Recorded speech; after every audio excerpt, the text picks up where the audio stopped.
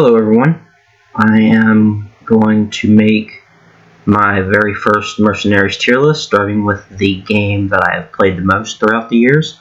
I picked up Mercenaries 3D back in 2011 on launch day, and I've been playing it since. And I have been competing for world records for a number of years. I do hold some world records. I am also the 80% duo world record holder with my friend Sarkosuchus. And today I wanted to make a tier list for both the non-Lucky 7 and Lucky 7 categories of competitive play for world records. So to get started off with, I should explain on screen. As you see right here, I have 3 tiers. There's 8 characters in total. First is the meta defining characters. So this is for characters who are very dominant overall and lead the meta in terms of world records. Then we have has niche category, and to clarify what that means, 6 out of 8 of the cast are viable in some way or another, depending on the stage, loadout, enemy type, and one of 2 categories you're going for, Lucky 7 or non-Lucky 7. And then lastly, we have the not applicable tier, which means that these last 2 remaining characters out of the 8 have no niche whatsoever. They're just either strictly outclassed or they're unable to do anything when it comes to getting a world record or even competing on that level.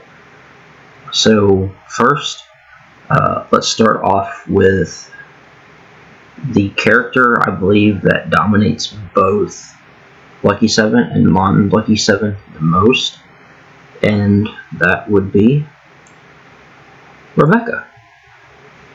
Coming from Resident Evil 5, Rebecca lost her flame spray melee, and it was a very powerful melee and could multi-kill.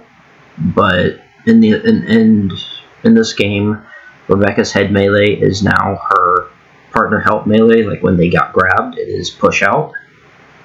It's not a bad melee either. It's actually fairly respectable. Rebecca, however, in turn got a very massive buff with her head cracker. It went from 25% crit rate to 50%. And she also got another massive indirect buff with the skill system. Thanks to 3 skills in the game that grant crit rate, which are Full Burst and Luck, which grant 30% each. And then there's also Handgun Technique, which also grants a 20% crit rate buff. So due to this, and because you can max out crit rate to 100%, Rebecca has a instant kill that is the fastest in the game and also prevents mutations. And due to this, she also is one of 2 characters in the entire game whose kill speed does not fall off on any stage. And what I mean by this is that no matter the enemy type, no matter the stage, she can kill a zealot with 2,300 HP just as quickly as she can kill a town Magini with 800 HP. So overall, her kill speed doesn't fall off. Her head cracker takes barely a second to do, and this doesn't. And this isn't just her only option either. Rebecca can actually use combat, surprisingly. She may seem like a weak character, but her melees hit that benchmark just enough to the point where you can actually use setups like Hunk loadout or Rebecca loadout, Hunk loadout or Berry loadout, which are 2 of the absolute best in the game. And she can use them to get melees with. So this ranges from her head melee to her back leg melee without it even critting, and even her ground melee. With combat, her head melee does 560 damage. With her back leg melee, it's doing over 600 because it's base 450 damage. And so, oh, and it doesn't even have to crit to prevent mutations either. So long as you kill with Headcracker, then it will prevent any kind of mutation. So Rebecca is a character that you can consistently use no matter the stage and get very good scores. This is reflected in stages like X1, where 2 Rebeccas can get over 1.5 million, which only very specific characters can do, like Reversal Hunk, which we'll get to later. Rebecca, and because of this, because Rebecca is not tied down to using any specific loadout, she's very versatile overall, and because of this, she is one of the most meta-defining characters in regards to Lucky 7 and non-Lucky 7 strategies. Despite her frail defenses, if you use normal Rebecca, she actually can hit enemy heads somewhat reliably with knife, which is also part of the main meta, and she can use that as well, just so long as you avoid taking too many hits. Next character we're going to go over is Hunk. Hunk is one of the absolute best characters in this game due to one simple fact: reversal. Reversal is a skill that allows your character to perform their death blow when at low HP. So this means when your health is below 250 or when it shows red. Hunk, in his alternate costume, Mr. Death, has a way to set this up so that he can maintain it and do it consistently. He has a damage intake of 70%, and he heals 180%, which is about 12 more than the actual damage that he takes. So due to this, if you set it up just right, Hunk, in his alternate costume, can keep up reversal, take a hit, heal it off, and just keep going. Obviously, it's a glass cannon set, but it has consistently gotten the highest scores in the entire game outside of using knife. There are even stages where both players will run double reversal Hunk, like 5-1 for example. Reversal on Hunk is extremely broken, even more broken than Rebecca's Headcracker. Despite the glass cannon set, if you decide to, if you learn how to cancel unnecessary melee animations by holding the control stick in a direction as a melee is ending, you can skip certain parts of animations, and this allows Hunk to exit out of his melee a little bit faster. So it takes about almost a second to do. It's about 0.9, 0.95 of a second to do. So it's one of the fastest melees in the game, and it instant kills because it has a 100% critical rate.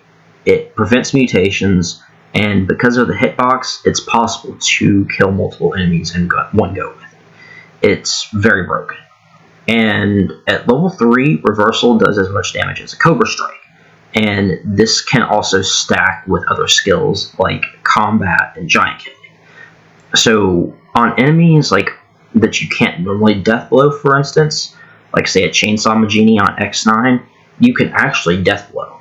So for instance, in certain waves on X9 with Reversal Hunk, if you're going for world record scores, what you can do is you can shoot a Chainsaw Magini in the leg with a Magnum, and then since you'll be running Reversal and Giant Killing in this stage, all you have to do is do Hunk's death blow on them, and the Chainsaw Magini is dead, giving you +5 or +8 depending on which route you're running.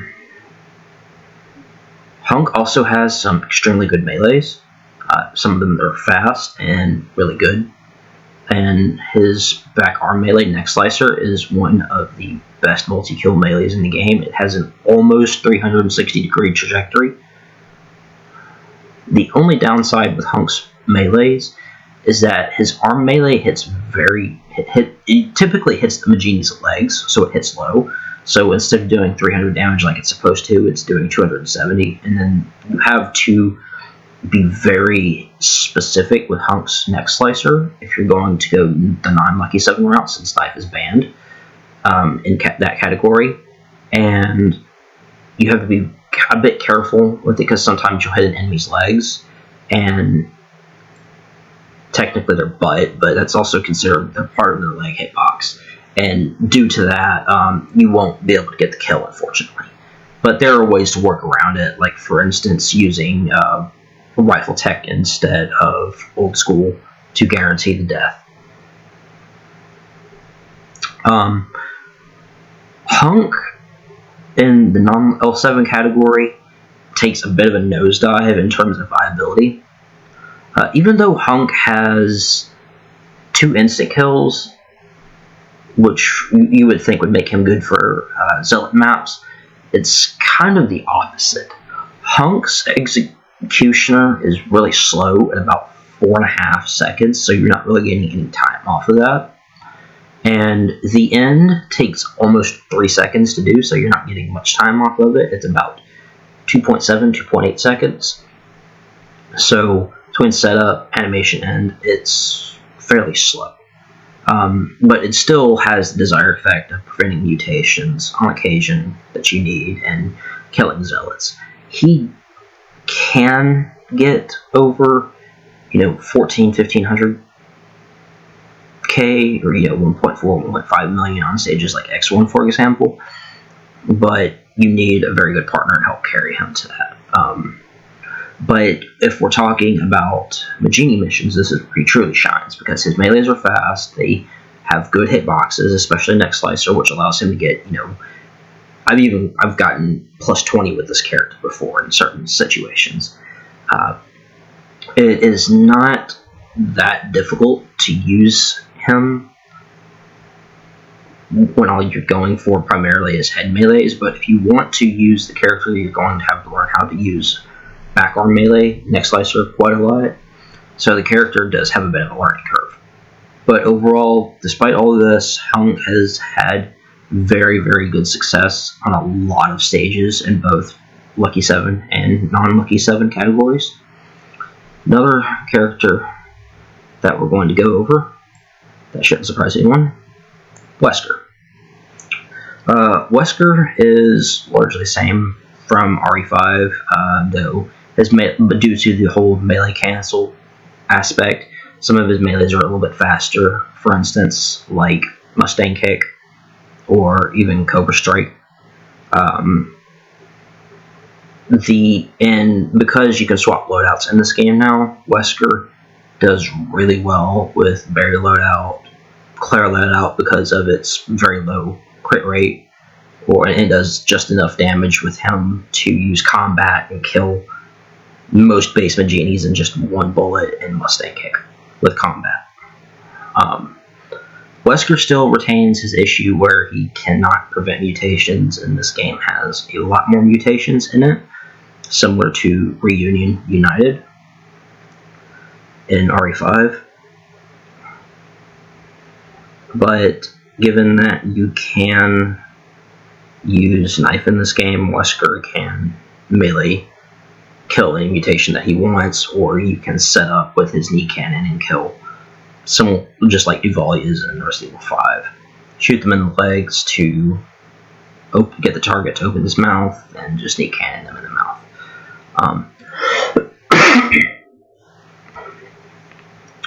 Wesker overall was buffed in the transition from Resident Evil 5 to this game. Mustang Kick does 100 more damage, and with the acquisition of combat, there's almost nothing he can't one-shot between Cobra Strike and Mustang Kick. There are a few fringe instances, but there's not very many. And Wesker getting access to a lot more loadouts allows him to do things like use Hunk's flash grenade launcher for melee spam. You can do this on stages like 4-1, for instance, where no enemies have helmets, or you can even do it on X3, where no enemies have helmets. It's a very good loadout for him, and this is also another niche that Barry has as well. Grenade launchers are ammo locked, so you can't So if you're running one specific grenade launcher ammo type, you can't get another. This is both a good and a bad thing, which I will cover in a little bit. Overall, Wesker was tremendously buffed, but he did suffer one minor thing. His dash when it connects with an enemy, what made it so good in Resident Evil 5 was that it knocked the enemy forward and staggered them forward. But in this game, it staggers them forward and at an angle. So you can no longer reliably just turn around back and forth, and dash into your target. You have to make sure that you dash directly into them after you turn around. So this means using one of your 3 turns that you can do with Wesker during his dash. Also, knee cannon's hitbox was nerfed quite a lot. The hitboxes in this game compared to Resident Evil 5 are much more accurate to the animations, whereas Resident Evil 5 has a lot of large invisible hitboxes for some reason. So due to that, knee cannon ended up getting nerfed.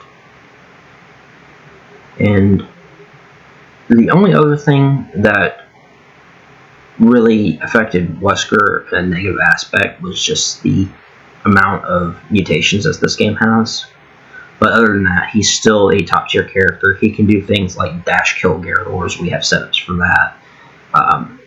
He's got the appropriate melee strength to even shoot a zealot in the head and then one-shot it with a combat enhanced Cobra Strike.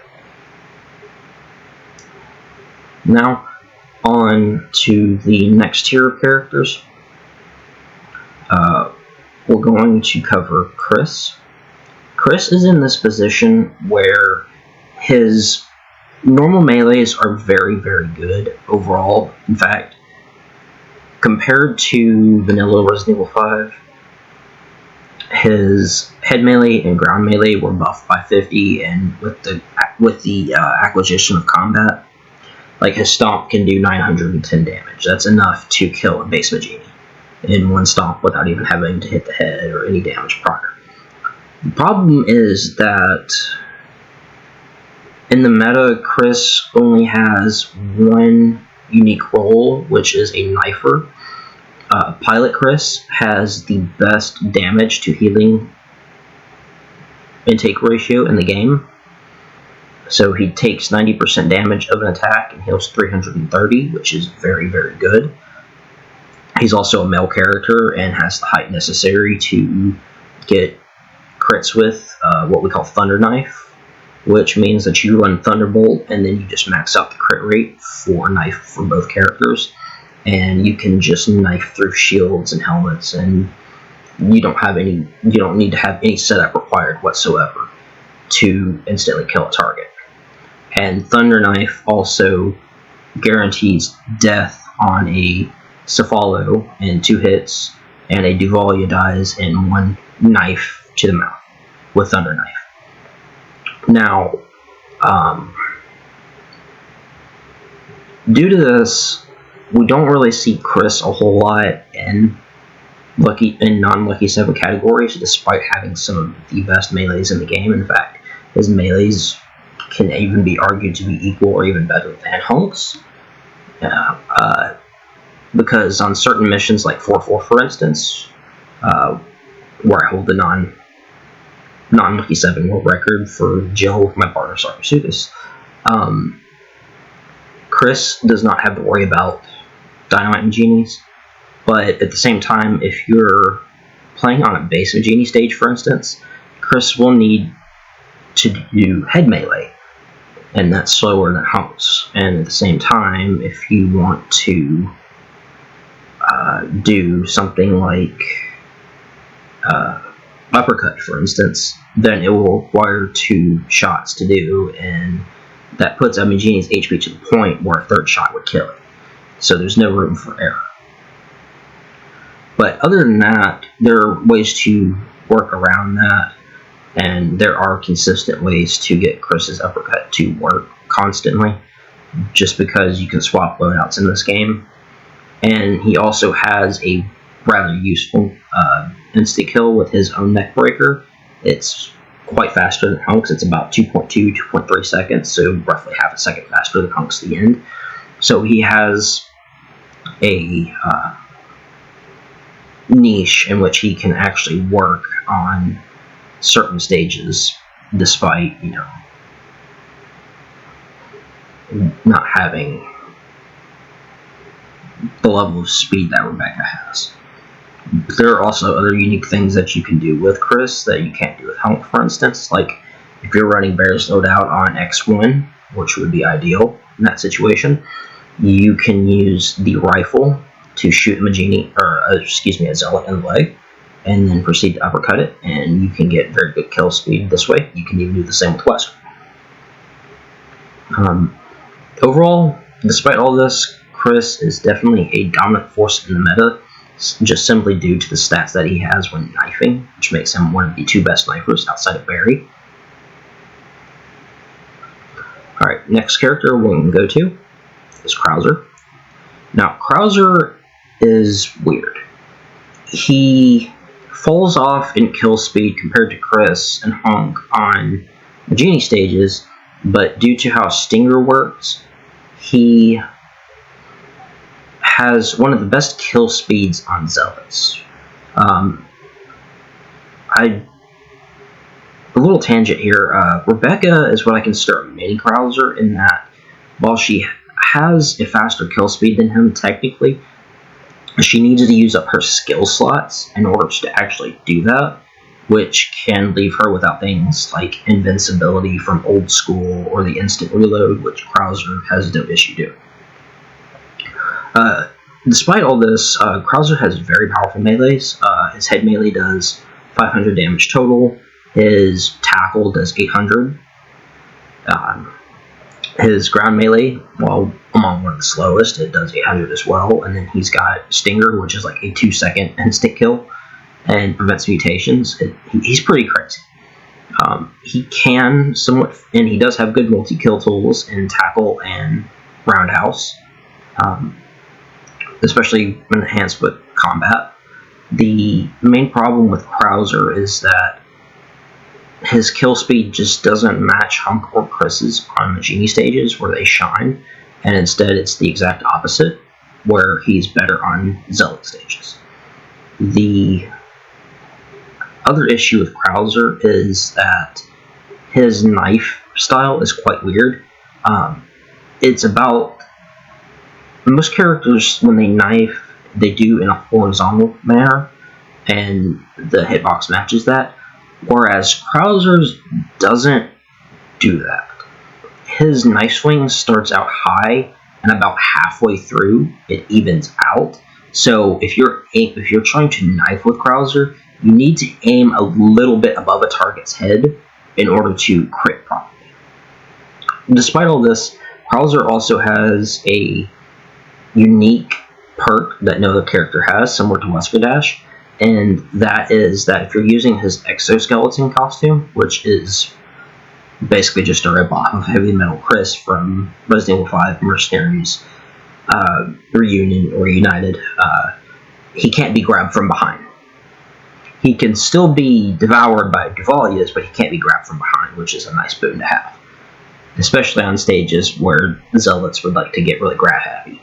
So Krauser has a unique niche in the meta overall, as a Zealot killer, especially if your partner is Wesker, because Rebecca would be running critical skills which also affect Wesker, so that means he can't do Cobra Strike without a high risk of getting a critical. And then the last character to have a niche is Barry. So Barry is not a character you will be using for normal melees. His normal melees aren't terrible, but they're nothing amazing either. Barry cannot prevent mutations normally because he doesn't have access to a leg melee to do so, because if you get a crit on a Genie that spawns a Cephalo, or you do enough damage, which is usually about 300 on a base Magini, they will mutate. And due to this, Barry has a hard time preventing mutations. But because of his death blow's level of power, he actually has a unique niche as one of the 2 best snipers. So Barry has good natural bulk, a 90% damage intake, though he doesn't heal off a hit taken for some reason. I don't know why, but he heals 180 in herb and takes about 216 damage, I think it was. It's 214, 216, it's one of the 2. The starting damage is 240 for most attacks, so 216. So there's quite a bit of a noticeable gap there. But the more you learn not to get hit when knifing, you can see Barry's performance just spike drastically when your environmental and situational awareness increases as you play the game. Barry's death blow really shines, especially on stages like X9, where he can get a free kill practically, and then you're teaming up with another knifer, which will typically be Pilot Chris, so he can help offset that healing issue. Barry also has unique niches on very specific stages, like for instance 4-2, which is a very Plaga heavy stage, but this is also a Talmagini stage, so nobody is going to be wearing helmets, and there's a lot of big man Maginis here. And so due to that, Flash Barry, which is basically Barry using Hunk loadout with critical skills, can get a 100% crit rate, and his headbutt functions like a mutation preventer as well. So, in short, you don't have to worry about Cephalos at all on this stage if you're using Barry. Just use Flash Launcher and everything, and headbutt them to death. And headbutt takes about a little bit over a second to do. So, very reliable character. He can also do this on another stage like X3, where there's 30 plus big man Maginis. No Maginis wear helmets, and the boss is super self-aware. If you're on a stage where there are no mutations, for example, like 5-2, then Barry can be used there, despite there being weak Kichus, but this is just an example. There's no mutations, and Barry can use his melees here, though he would be like a slower version of Chris, or his melees just aren't as up to speed. His ground melee is rather slow. His front leg melee is slower than Chris's by about, I want to say, almost half a second, and his head melee isn't exactly optimal here when you can just do his back leg melee or his front leg melee to prevent criticals. So overall, Barry has a unique niche as a knifer, simply due to his solid natural bulk and his really strong death blow. Then we come to the non-applicable characters. First off, we're going to start with Jill. Jill was both buffed and nerfed in this game compared to Resident Evil 5. In Resident Evil 5 Vanilla, she's considered one of the worst characters. Battlesuit is marginally better as like a middle tier character. BSAA is the next to worst, and then when you get into Mercenaries United, BSAA Jill is just strictly the worst due to certain factors that no longer really affect Tribal Sheva as badly. And on top of that, Jill just did not receive any of the buffs due to the power creep that was added. Plus, on top of that, the existing stages being swapped up quite a bit. Like, for instance, you've got to boss hold now, which means keeping a boss alive as long as possible to get a maximum score. So if an executioner pops up, you need to keep him alive until around 130 on public assembly, then kill the last 2 executioners within the last 15 kills or so, while your partner is keeping the big man G's alive just long enough so that way you can kill them and extend the combo. Then there's also certain other things that hit Jill kind of hard. Her ground melee in particular lost its massive hitbox, so it can no longer multi-kill. But in turn, Jill got indirectly buffed through the skill system and the ability to swap loadouts. Unfortunately, Jill's front leg melee is still a tad too weak on certain stages, so she would need to use Wesker loadout to become somewhat viable on stages like 4-4, because she just can't use Barry loadout because of how weak her front leg melee is. You want to get that one bullet, one melee kill, so that way, if in case the enemy doesn't flinch on the first shot, that way you have room for error on the second shot to make sure you don't bullet kill an enemy accidentally. As this game depends on melees, and the more time you have, the more points you gain at the end, because every single second remaining is 1,000 points at the end. Jill is basically a hybrid between Hunk and Chris. She has, I want to say, 3 viable normal melees, which are head, back arm, and front leg melee.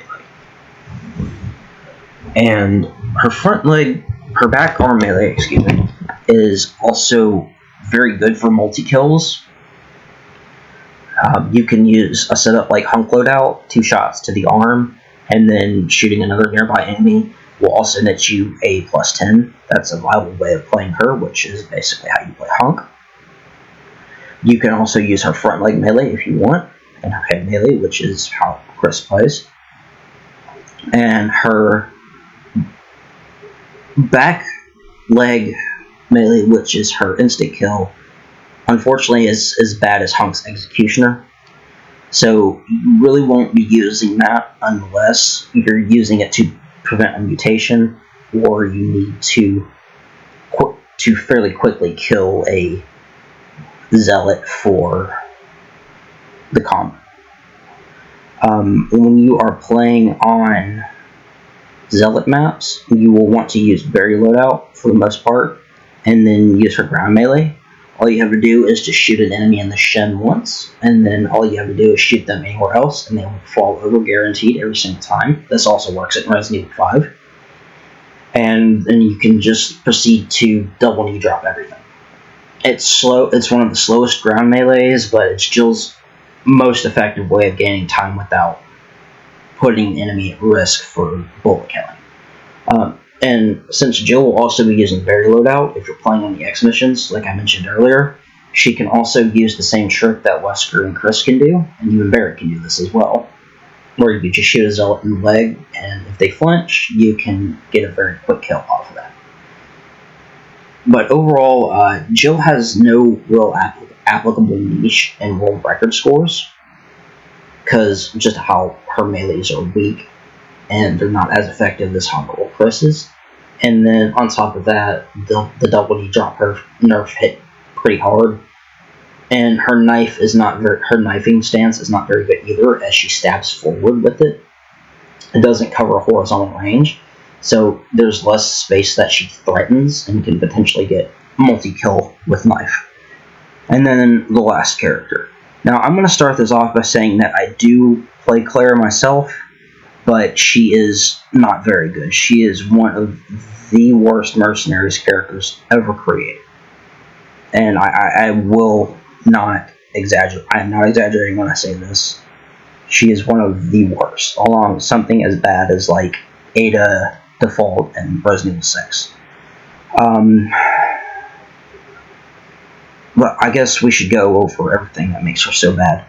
Claire, first off, let's start with some of the meta strats. First, Claire has the worst knifing range. If you check my channel, I have a video showing that even Rebecca has more range than this character when it comes to knifing. And to top it off, Claire can't even hit an enemy on the ground when trying to knife, unless they move and change their position. So that's how bad her knife reach is. She's also a female, which means she has shorter height compared to the males, which makes this even worse. And if you're using her default outfit, then that means she's also taking a lot of damage too. Because she has a 110% damage index. So Claire is not very good at one of the meta-defining strats.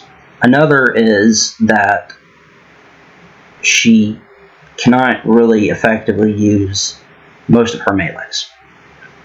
I've seen people mention that you can go, oh, you can use her reversal. Not necessarily, no. Her reversal does not prevent mutations. There is a very small chance it can multi-kill if both hits connect, because both hits do 600 each at level 3. And you can set it up with flash, but even then, the first hit also connects low on zealots, so there's also the chance that it may not even kill a zealot in one cycle.